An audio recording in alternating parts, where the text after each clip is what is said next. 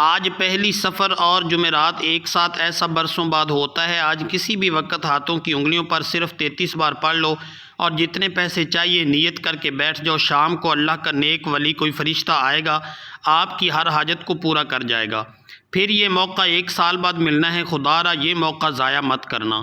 بسم اللہ الرحمن الرحیم۔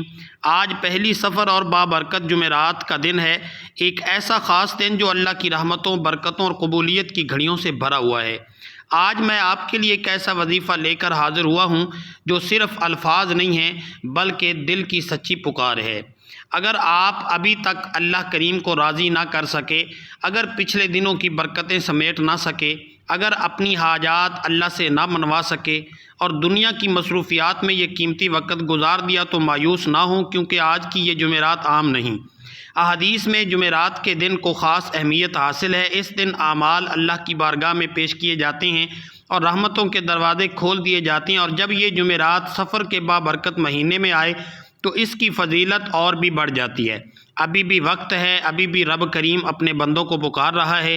اگر آپ آج دنیا کے تمام کام چھوڑ کر سچے دل سے یہ وظیفہ پڑھ لیں تو یقین کریں بگڑے کام سنور جائیں گے، بند دروازے کھل جائیں گے اور مایوسی امید میں بدل جائے گی۔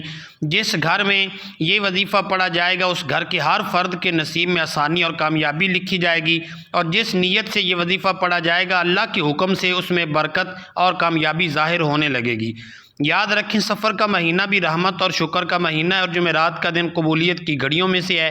جب بندہ سچے دل سے خود کو فقیر بنا کر رب کے سامنے جھک جاتا ہے تو اللہ اسے خالی نہیں لوٹاتا بلکہ اس کی جھولی رحمتوں سے بھر دیتا ہے۔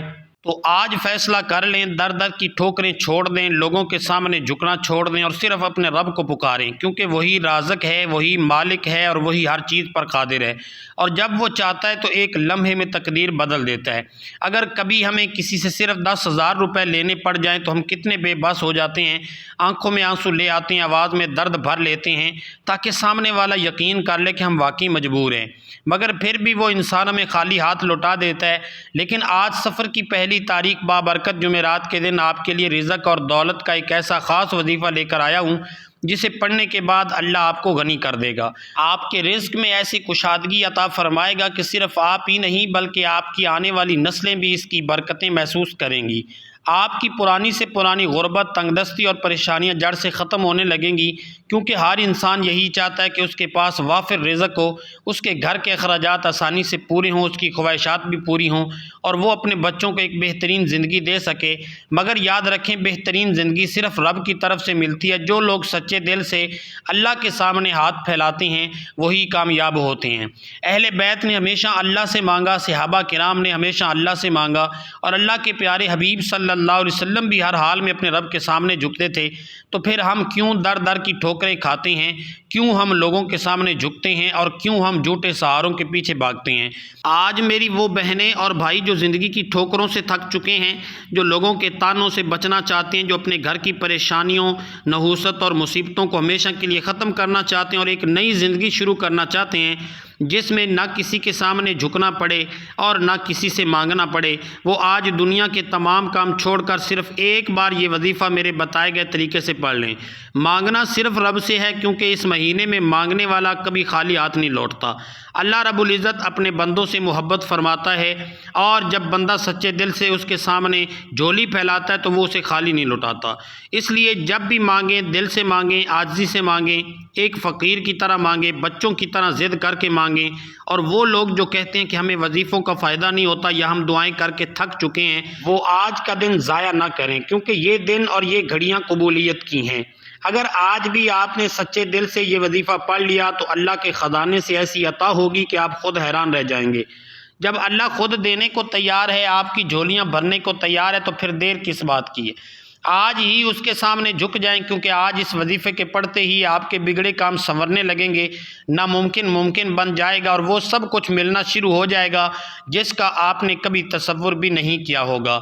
آپ چاہے دنیا کے کسی بھی کونے میں رہتے ہوں، چاہے آپ پاکستان میں ہوں، انڈیا میں ہوں، بنگلہ دیش، جاپان یا مسقط میں ہوں، جہاں کہیں بھی آپ کا تعلق ہے، جیسے ہی آپ کے ملک میں سفر کی پہلی تاریخ بابرکت جمعرات کا دن آئے، آپ نے اس وظیفے کو کسی صورت نہیں چھوڑنا، کیونکہ یہ عام دن نہیں بلکہ خاص قبولیت کی گھڑی ہے۔ آج یہ وظیفہ آپ نے لازمی پڑھنا ہے، چاہے آپ نماز فجر کے بعد پڑھ لیں، چاہے ظہر کے بعد، عصر، مغرب یا عشاء کے بعد، کسی بھی وقت پڑھ سکتے ہیں۔ نہ وقت کی کوئی پابندی اور نہ ہی جگہ کی کوئی قید۔ آپ دکان پر ہیں تو وہیں پڑھ لیں، دفتر میں ہیں تو وہیں پڑھ لیں، کاروبار میں مصروف ہیں یا سفر میں چل رہے ہیں تو چلتے پھرتے بھی آپ اس وظیفے کو پڑھ سکتے ہیں۔ بس دل میں یقین اور نیت سچی ہونی چاہیے۔ مگر یاد رکھیں، آج کا یہ موقع ہاتھ سے نہ جانے دیں۔ آج اس وظیفے کو کسی حال میں مت چھوڑیں، کیونکہ یہی وہ لمحہ ہو سکتا ہے جو آپ کی تقدیر بدل دے۔ آئیے اب جان لیتے ہیں کہ یہ وظیفہ کیسے پڑھنا ہے اور کتنی بار پڑھنا ہے۔ مگر اس سے پہلے اگر آپ اس چینل پر نئے ہیں تو اسے ضرور سبسکرائب کر لیں تاکہ ایسے روح پرور اعمال آپ تک مسلسل پہنچتے رہیں۔ اب عمل کیا ہے؟ آج سفر کی پہلی تاریخ جمعرات کے دن جب بھی آپ کو فرصت ملے باوضو ہو کر مصلی پر سکون سے بیٹھ جائیں، اور اگر کہیں باہر ہوں تو چلتے پھرتے بھی پڑھ سکتے ہیں، مگر بہتر یہ ہے کہ تنہائی میں بیٹھ کر پڑھیں۔ سب سے پہلے نبی کریم صلی اللہ علیہ وآلہ وسلم کی ذات اقدس پر 3 مرتبہ درود پاک پڑھیں۔ آپ چاہیں تو صلی اللہ علیہ وآلہ وسلم پڑھ لیں، چاہیں تو صلی اللہ علی محمد پڑھ لیں، چاہیں تو درود ابراہیمی پڑھ لیں، اور درود ابراہیمی افضل ہے، کیونکہ حضرت محمد صلی اللہ علیہ وآلہ وسلم کا فرمان ہے کہ جو شخص مجھ پر 1 مرتبہ درود بھیجتا ہے، اللہ تعالیٰ اس پر 10 رحمتیں نازل فرماتا ہے، اس کے 10 گناہ مٹا دیتا ہے اور اس کے 10 درجات بلند کر دیتا ہے۔ سوچئے جب ایک درود پر یہ انعام ہے تو 3 درود پاک پر کتنی رحمتیں برسیں گی۔ اس لیے 3 بار پورے ادب، محبت اور عقیدت سے درود پڑھیں، اور 1 بار ثواب کی نیت سے میرے ساتھ بھی پڑھ لیں۔ اللہم صلی علی محمد وعلی آل محمد کما صلیت علی ابراہیم وعلی آل ابراہیم انک حمید مجید۔ اللہم بارک علی محمد وعلی آل محمد کما بارکت علی ابراہیم وعلی آل ابراہیم انک حمید مجید۔ 3 بار درود پاک پڑھنے کے فوراً بعد اپنے مقصد کی نیت کریں، کیونکہ ہر انسان کی حاجت الگ ہے۔ کوئی کرائے کے گھر سے نجات چاہتا ہے اور اپنا ذاتی مکان چاہتا ہے، کوئی پسند کی نوکری کا طلبگار ہے، کوئی پسند کی شادی کا خواہش مند ہے، کوئی کاروبار میں ترقی اور عزت چاہتا ہے۔ آج کا دن مانگنے کا دن ہے۔ آج جو مانگنا ہے کھل کر مانگ لیں۔ یقین کریں اگر میرے اختیار میں ہوتا تو میں آپ سب کو بازو سے پکڑ کر مصلی پر بٹھا دیتا اور کہتا کہ آج یہ وظیفہ ہر حال میں پڑھ لو۔ اپنے خاص مقصد کی نیت کرتے ساتھ ہی 1 بار اعوذ باللہ من الشیطان الرجیم بسم اللہ الرحمن الرحیم پڑھ کر وظیفے کا باقاعدہ آغاز کرنا ہے، اور پھر اپنے دل کو اس کیفیت میں لے آئیں کہ جیسے دنیا سے کٹ چکے ہیں، آپ روضہ رسول کی جالیوں کے قریب ادب سے بیٹھے ہیں، آنکھوں میں آنسو ہیں، ہاتھ پھیلے ہوئے ہیں اور لبوں پر دعا ہے۔ اسی کیفیت، اسی یقین اور اسی محبت کے ساتھ یہ وظیفہ پڑھیں۔ یہ لمحہ آپ کی زندگی کا رخ بدل سکتا ہے، اور سب سے پہلے نمبر پر جو وظیفہ آپ نے پڑھنا ہے وہ اللہ تعالیٰ کے صفاتی ناموں کا عظیم وظیفہ ہے، اور وہ بابرکت نام یا حی یا قیوم ہیں۔ یہ وہ اسماء مبارکہ ہیں جو دلوں کو زندہ کر دیتے ہیں، بجھی ہوئی امیدوں میں روشنی بھر دیتے ہیں، ٹوٹی ہوئی ہمت کو سہارا دیتے ہیں۔ یا حیو یعنی ہمیشہ زندہ رہنے والا، جسے کبھی زوال نہیں، اور یا قیوم یعنی سب کو تھامنے والا، سب کو سنبھالنے والا، کائنات کے ایک ایک ذرے کو قائم رکھنے والا۔ جب بندہ ان ناموں کو پکارتا ہے تو گویا وہ اپنی کمزوری کا اقرار اور رب کی قدرت کا اعلان کرتا ہے۔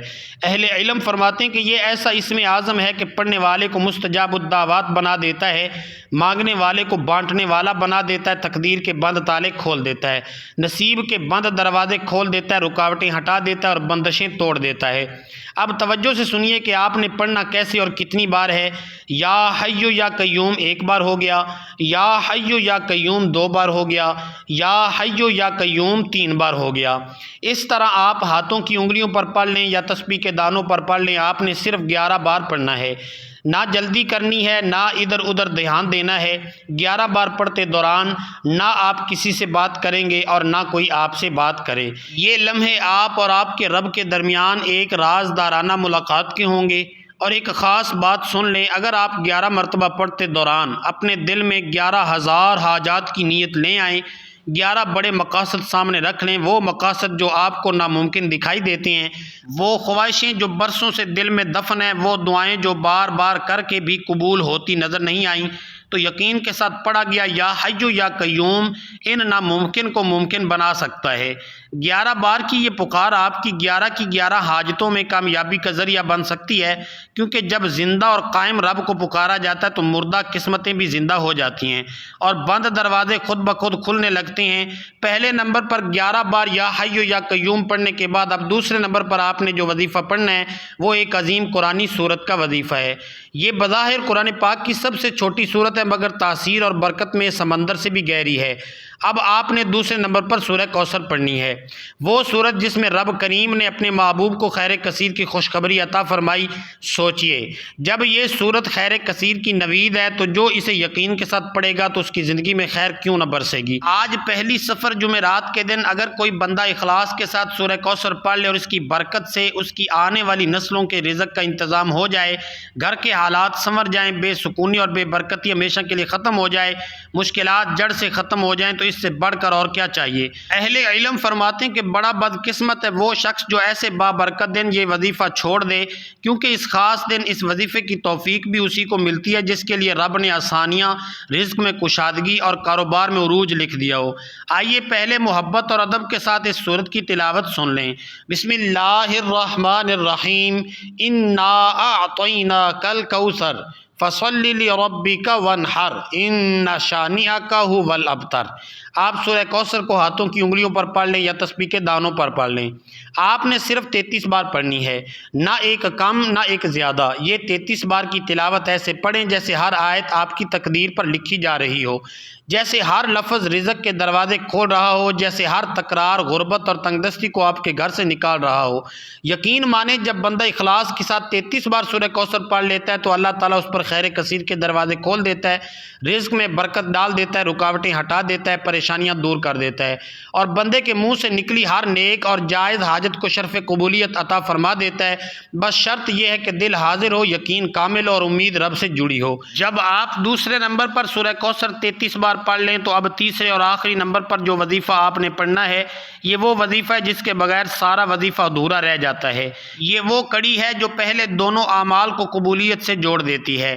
اب آپ نے عاجزی، محبت اور آنسوں کے ساتھ رب کریم سے التجا کرنی ہے، اللہ کو راضی کرنا ہے اور اس کے محبوب کو راضی کرنا ہے، اور اس کے لیے آپ نے یا اللہ یا محمدوں کو پڑھنا ہے۔ یا اللہ رب کا ذاتی نام ہے، وہ نام جس میں پوری کائنات کی پکار سمٹ آتی ہے، اور یا محمد اس ہستی مبارک کا نام جن کے صدقے ہمیں ایمان ملا، قرآن ملا، سجدے ملے۔